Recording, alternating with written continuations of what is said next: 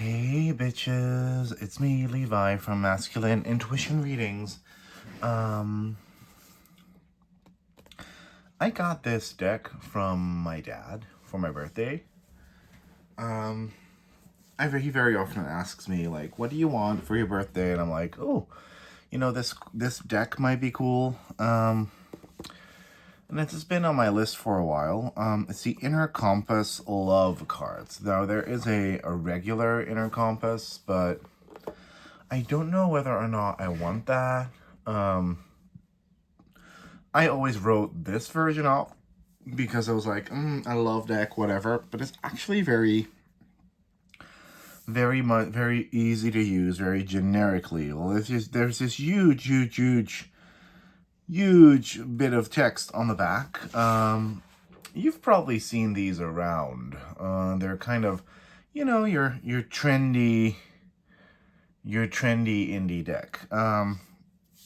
They're created by a Dutch girl. I love that. So let's open the box. What do you get? You get a lovely guidebook.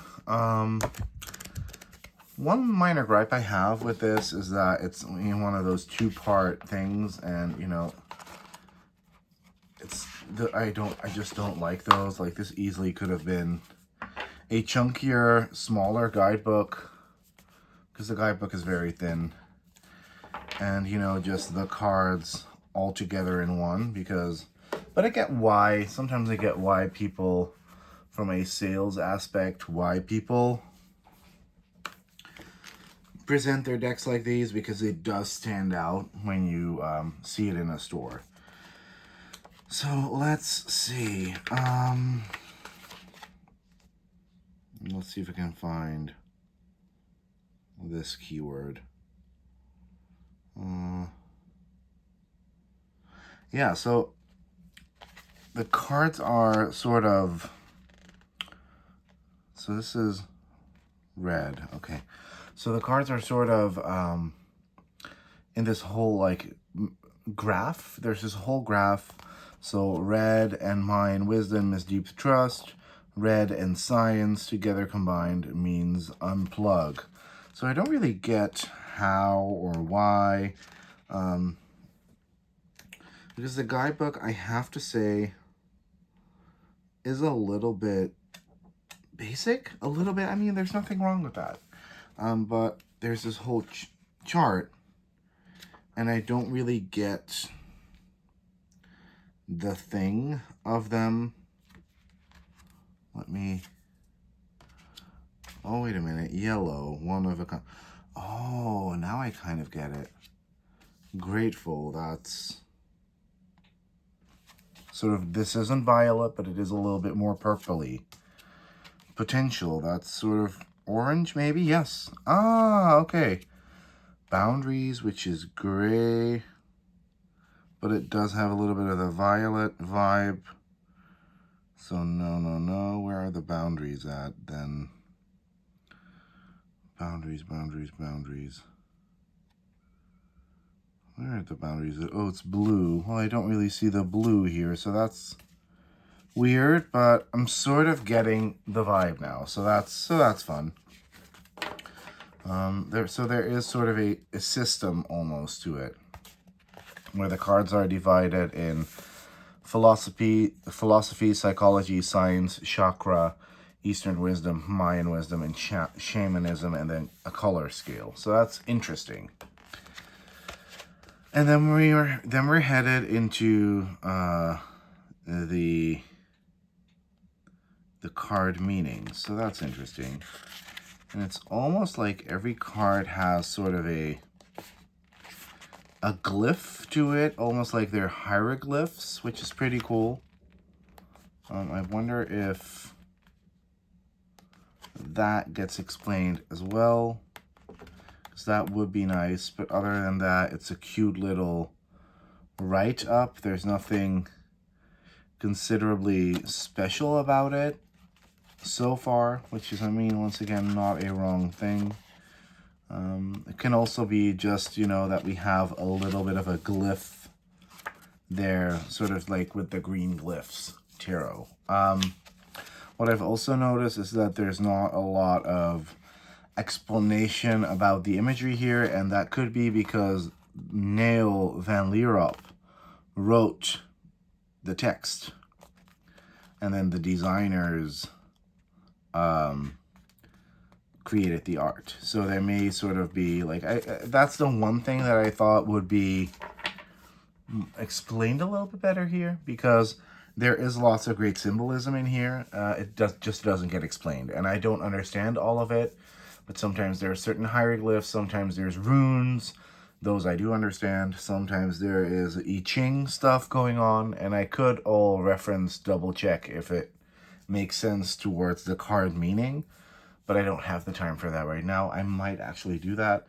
But to be honest, the guidebook could have been a little bit more extensive. Let's be honest here. I know that, this is sort of an extra set to the original Inner Compass cards. So this is kind of an addendum, even though it is a deck in its own right. But maybe the actual Inner Compass itself has a little bit more meat to it in the book.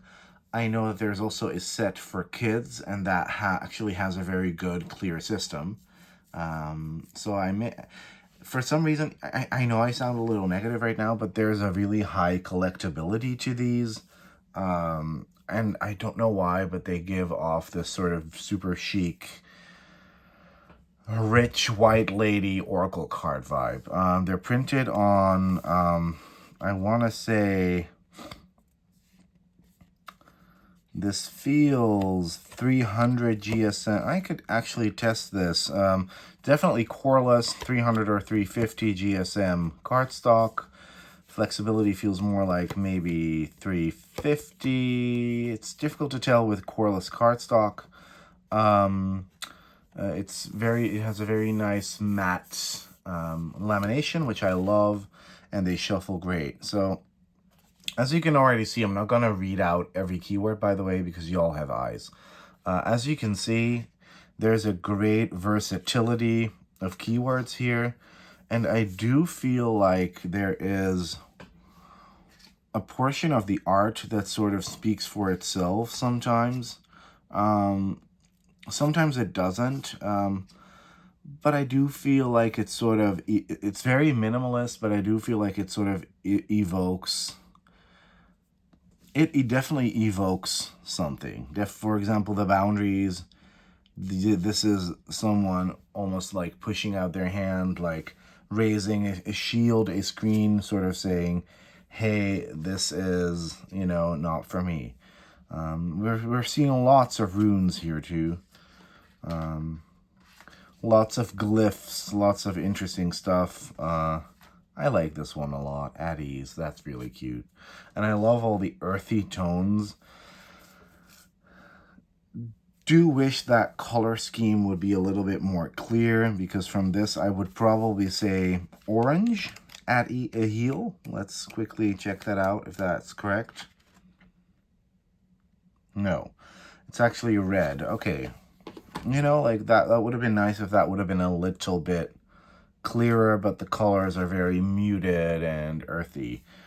Inspiration, love this. We almost see sort of this play button and this light bulb. So, the art does evoke meaning, and I do like that. And it's really difficult to do that in such a minimalist vibe. Complementary, I love that. Except, for example, this is an I Ching thing. I could look it up. I do have an I Ching book somewhere here, but I'm not gonna. I'm just not gonna do it. Open, I really love this. This is almost like a seashell opening, so that's really amazing. Another I Ching, receive. Maybe if Benabel watches this, she can tell me if this is like a correct I Ching symbol for the keyword receive.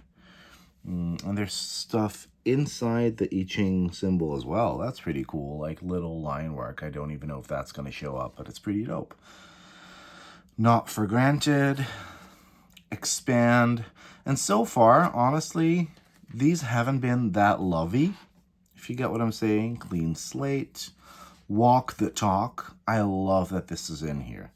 I can see how you could use these for love readings, but I feel like they're actually pretty expensive keywords, even more so, in my opinion, than the original Inner Compass, which I am still kind of tempted to get, but I'm gonna enjoy this one first before I get the other one.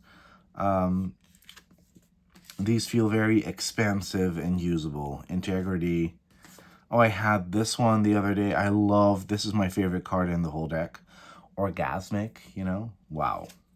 There's keywords here that we don't see in other decks a lot, and I like that. Reconciliation. Wrong.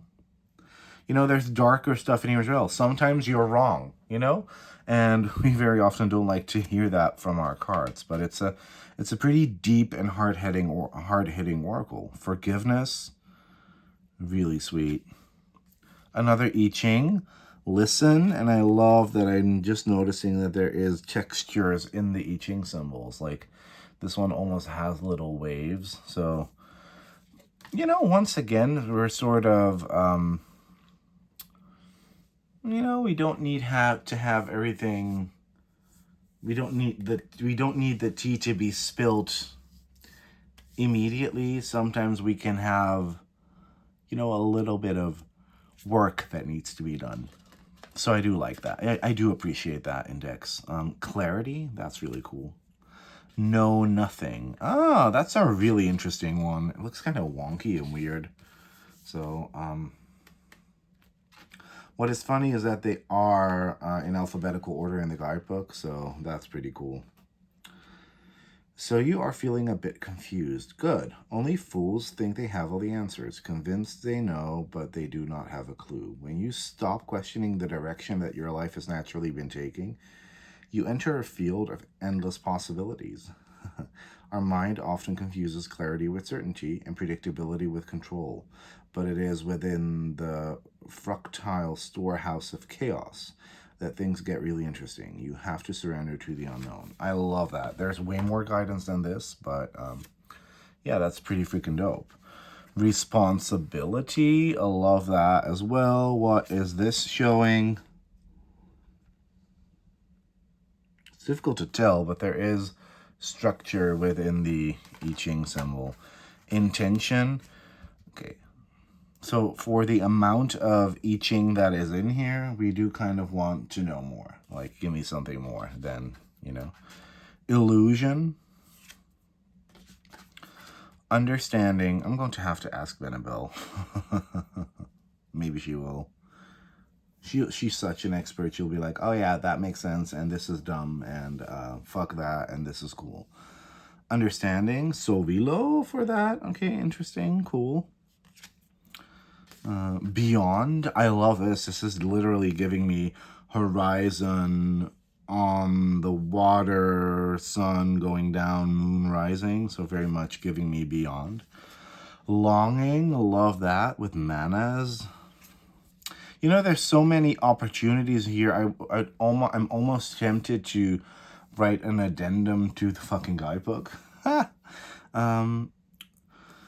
once again, you know, like I said, I'm always critical. However, the guidebook, meh. The art, very minimal and cool.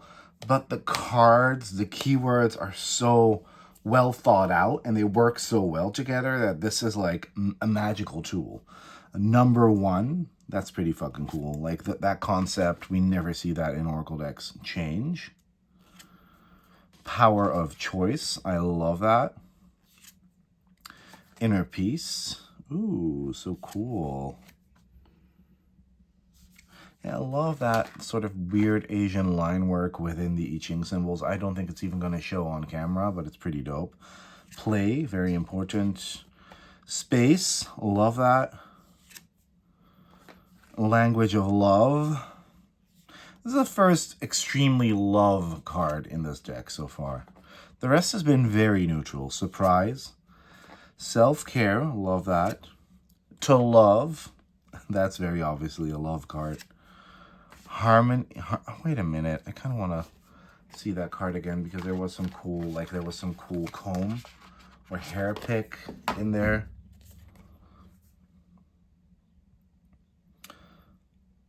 To love, how does that make sense? to love oneself, maybe self-care, but we already had a self-care card. Harmony, adore that. Autonomy, like as simple as this is one of my favorite cards in the whole deck. When I saw this, I was like, wow, that's so amazing. You know, we get the moon, the sun. Together they kind of make up the self, the conscious and the subconscious. Love that. And shine, wow, that's amazing. And then we get the backs of the card. I love those as well. And then here's a little discount code that looks like it doesn't work anymore, but you can always try. So all in all, this is a really, really, really dope little deck in an annoying box that still looks kind of cool, so she's forgiven, with a really, really, really dope and fetch and cool guidebook that doesn't encompass everything we see necessarily, but it's also nice to kind of go on a scavenger hunt. And I do feel like, I mean, I've been following Neil Van Lierop for a while, and I do kind of feel like that is her vibe, where she is very much, where she is dropping these symbols more as hints. And, you know, these are symbols that you could come across in your day-to-day life, and once you see them more often, it would probably prompt you to look it up, rather than... I had this happen to me when I used the Star Tarot in readings a lot. That's actually why I stopped using it for clients, because there's so much symbolism in there, and people would be like, this is so weird, but this symbol is on my son's birth card. And I was like, oh, interesting, and this pertains to this reading. How? It became a little confusing to me, but very meaningful for people. People in the field of divination work, divinatory work. Now, I kind of want to feel it out. I really like how this deck shuffles. The cardstock is giving, you know, that sort of that blue angel matte. I love that. Literally getting a huge, like, tingle over here. Which one is it, though? Definitely this one, yeah. Ooh, expand. I've been getting that one a lot. And this one makes sense. This has the Fehu, I think. That's Fehu. Come on, room people. Back me up here. And I love the concept of expansion, because we are always expanding. Sometimes we're expanding too fast. Sometimes we're expanding a part of ourselves too fast. Expansion for expansion's sake is not necessarily good. At least that's how I feel about it. And sometimes it is, but we kind of need to see for ourselves, like, does this expansion fit into where we are in our lives right now, or maybe not?